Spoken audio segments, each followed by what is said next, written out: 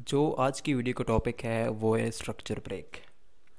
क्योंकि हम अक्सर बात करते हैं कि मार्केट ने हायर हाई लगाया, देन हायर लो लगाया, देन हायर हाई लगाया और स्ट्रक्चर ब्रेक किया टू दी अप साइड, या फिर लोअर लो लगाया, लोअर हाई लगाया, लोअर लो लगाया और स्ट्रक्चर ब्रेक किया टू दी डाउन साइड। अब ये जो स्ट्रक्चर ब्रेक्स हैं ये कितनी टाइप्स के हैं और हमने इनको रियल मार्केट के अंदर चार्ट्स के ऊपर किस तरीके से मार्क करना है। तो चले आज हम ये सारा कुछ मुकम्मल रेड करने वाले हैं कि स्ट्रक्चर ब्रेक की टाइप कितनी है और किस तरीके से हमने एक एक प्रॉपर स्ट्रक्चर ब्रेक देखना है कि वाकई ही मार्केट ने अब स्ट्रक्चर ब्रेक कर दिया है। तो जो फर्स्ट एग्जांपल है हमारे पास वो होता है जो कैंडल स्टिक की क्लोजिंग होती है, जो कैंडल स्टिक की बॉडी होती है उसका एक स्ट्रॉन्ग कैंडल के साथ उसके ऊपर क्लोज होना। ये हमारा एक स्ट्रक्चर ब्रेक की फर्स्ट टाइप है कि अगर हमारे पास कैंडल की जो क्लोजिंग होती है, जो कैंडल की बॉडी क्लोजिंग होती है लाइक दिस, इसके ऊपर या फिर इसके नीचे एक कैंडल का क्लोज होना, ये हमारे पास फर्स्ट टाइप है।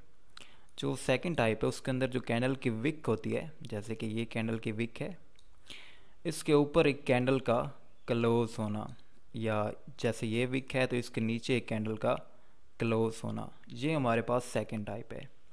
और जो फाइनल टाइप है और जो तीसरी टाइप है वो है कि जी विक टू विक क्लोजिंग, कि अगर कैंडल को मिसाल ले लें, कैंडल की ये विक है, इसके ऊपर एक विक चली जाती है तो ये स्ट्रक्चर ब्रेक है हमारा। जैसे कि ये विक है, इसके ऊपर एक कैंडल चली जाती है, कैंडल की विक चली जाती है तो ये स्ट्रक्चर ब्रेक है हमारा लाइक दिस।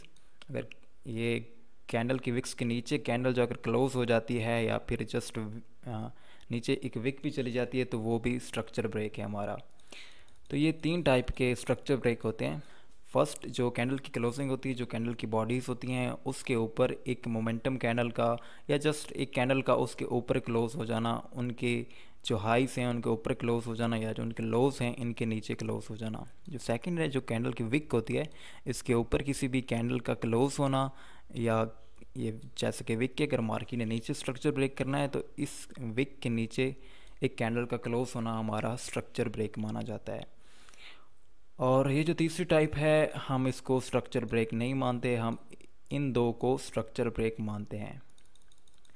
कि मिसाल ले लें, मार्केट ने लगाया हायर हाई फिर हायर लो, अभी ये यहाँ पर कैंडल की क्लोजिंग है, जो यहाँ पर कैंडल की बॉडी क्लोज हुई है वो यहाँ पर है और विक यहाँ पर है।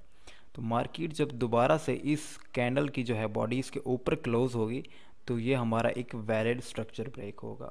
सेम अगर यहाँ पर कैंडल की विक्स हैं तो जब तक विक्स के ऊपर प्राइस जाकर क्लोज नहीं होती तो हम वो स्ट्रक्चर ब्रेक नहीं मानेंगे।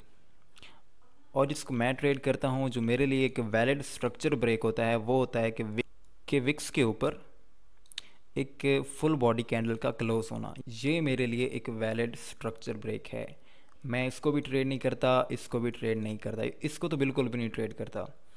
तो जो ये होती है, जो कैंडल की विक्स के ऊपर जब कोई कैंडल क्लोज हो जाए या कोई विक्स के नीचे कैंडल क्लोज हो जाए तो ये हमारे लिए एक स्ट्रक्चर ब्रेक माना जाता है। और जो सबसे अच्छा स्ट्रक्चर ब्रेक होता है, जो एक वैलिड हमारे पास ब्रेक आउट ऑफ स्ट्रक्चर होता है, वो होता है कैंडल की जो विक्स होती हैं उनके ऊपर एक फुल बॉडी कैंडल का क्लोज होना, यानी कि इनके ऊपर कम से कम एक कैंडल क्लोज होनी चाहिए। इस तरीके से भी नहीं, इस तरीके से भी नहीं, ये भी किसी हद तक ठीक है, ये भी एक तरीके से वैलिड स्ट्रक्चर ब्रेक होता है। लेकिन अगर जो विक्स होती हैं उनके ऊपर क्लोजिंग हो जाए तो वो इन सबसे ज़्यादा और बेहतरीन स्ट्रक्चर ब्रेक है। तो अभी जो चीज़ हमने पढ़ी है कि स्ट्रक्चर ब्रेक, अभी जो स्ट्रक्चर ब्रेक की तीन टाइप है वो मैं आपको रेल मार्केट के अंदर दिखाने वाला हूँ। फर्स्ट क्या है जी, अगर हमारे पास मिसाल ले लें, जो फर्स्ट है वो होती है कैंडल की जो क्लोजिंग होती है, जो कैंडल की जो क्लोज होती हैं बॉडीज़ उनके ऊपर किसी कैंडल का क्लोज होना। तो मिसाल ले लें, जो हमारे पास वैलिड एक कैंडल की बॉडी की क्लोजिंग है तो वो ये है, ठीक। अब इसके ऊपर ये एक कैंडल क्लोज हो गई तो ये भी हमारा एक स्ट्रक्चर ब्रेक है। अगर आप फर्स्ट टाइप को ट्रेड करते हैं, अगर आप स्ट्रक्चर की फ़र्स्ट टाइप को ट्रेड करते हैं, कि जो स्ट्रक्चर की फ़र्स्ट टाइप है ब्रेक की, यानी कि स्ट्रक्चर ब्रेकआउट, तो जो फर्स्ट एग्जांपल है वो हमारे पास ये है, जिसके ऊपर जिसमें क्या होता है कि अगर कैंडल की जो क्लोजिंग है, जो कैंडल की जो होती हैं बॉडीज़, उनकी क्लोजिंग है, उनके ऊपर अगर कोई कैंडल क्लोज हो जाए तो वो हमारा एक स्ट्रक्चर ब्रेक होता है। लाइक दिस, ये हमारे पास कैंडल की क्लोजिंग थी, कैंडल की जो थी यहाँ पर थी बॉडीज़, ये 3 लगातार कैंडल यहाँ पर क्लोज हुई। अब इनके ऊपर ये कैंडल क्लोज हो गई है। तो अगर आप फर्स्ट टाइप को ट्रेड करना चाहते हैं, अगर आप फर्स्ट टाइप को मानते हैं कि वो स्ट्रक्चर ब्रेक है, तो ये आपका एक वैलिड स्ट्रक्चर ब्रेक है।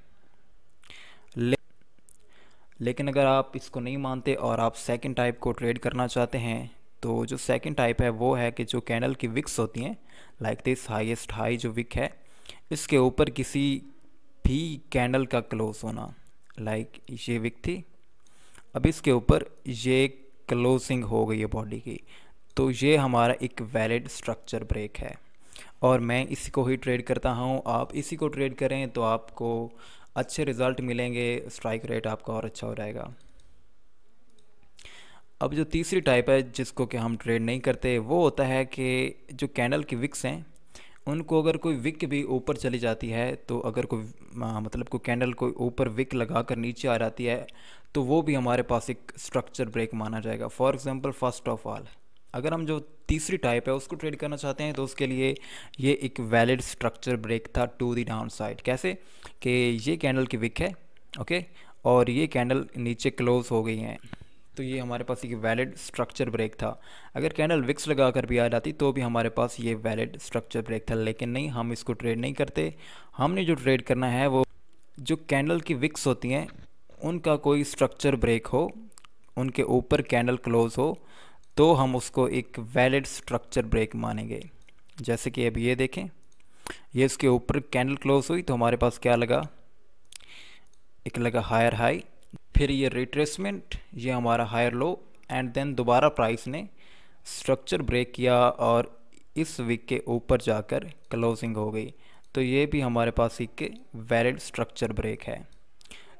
तो हम इस टाइप को ट्रेड करते हैं। अगर आपने फर्स्ट टाइप को ट्रेड करना है जिसके अंदर जो कैंडल की बॉडीज़ होती हैं उनका स्ट्रक्चर ब्रेक, तो ये कैंडल की बॉडीज़ और ये यहाँ पर स्ट्रक्चर ब्रेक। लेकिन अगर आप सेकंड टाइप को ट्रेड करना चाहते हैं और उसका स्ट्राइक रेट भी अच्छा है, तो आप इसको मानेंगे कि ये आपका स्ट्रक्चर ब्रेक है। और फिर जो नीचे डिमांड जोन होंगे, लाइक दिस, जैसे कि एक डिमांड जोन था हमारा, फिर जो ये डिमांड जोन था, हम इनको ट्रेड करेंगे कि प्राइस इनमें वापस आए, रिटर्न करे और हम ट्रेड करें।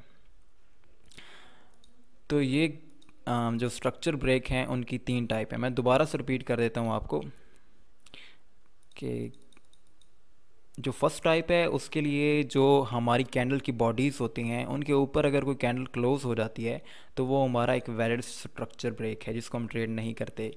सेकंड जो है, जो कैंडल की विक्स होती हैं इनके ऊपर जाकर कोई कैंडल क्लोज हो तो हम उसको वैलिड स्ट्रक्चर ब्रेक मानते हैं, और ये सबसे अच्छा है, आप इसी को ट्रेड करें, आप इसी को एक वैलिड स्ट्रक्चर ब्रेक माने। जो सबसे ज़्यादा स्ट्राइक रेट है जिसका, वो ये सेकेंड वाली है कि जो कैंडल की विक्स हैं इसके ऊपर एक कैंडल क्लोज हो, उनके हाइज़ के ऊपर एक या फिर उनके लोज़ के ऊपर एक कैंडल क्लोज हो, तो हम उसको ही एक वैलिड स्ट्रक्चर ब्रेक मानेंगे। जैसा कि आपको यहाँ पर आ रहा है गोल्ड के चार्ट के ऊपर नज़र, कि मार्केट ने क्या किया, ये विक थी हमारे पास, ये हाईएस्ट हाई था, इसके ऊपर एक कैंडल क्लोज की, तो अभी ये हमारे पास एक वैलिड स्ट्रक्चर ब्रेक है। देन प्राइस ने क्या किया, हायर हाई लगाने के बाद देन रिट्रेसमेंट की, हायर लो लगाया, देन स्ट्रक्चर ब्रेक किया। ये जो विक थी हाईएस्ट हाई था, इसको ऊपर मार्केट इसके ऊपर क्लोज हुई और इस कैंडल के थ्रू हमारा स्ट्रक्चर ब्रेक हो गया। देन प्राइस जब दोबारा से करेक्शन करेगी, डिमांड जोन में आएगी और दोबारा से ये स्ट्रक्चर ब्रेक करेगी, तो जब तक ये विक के ऊपर कैंडल क्लोज नहीं होगी तो हम उसको एक वैलिड स्ट्रक्चर ब्रेक नहीं मानेंगे।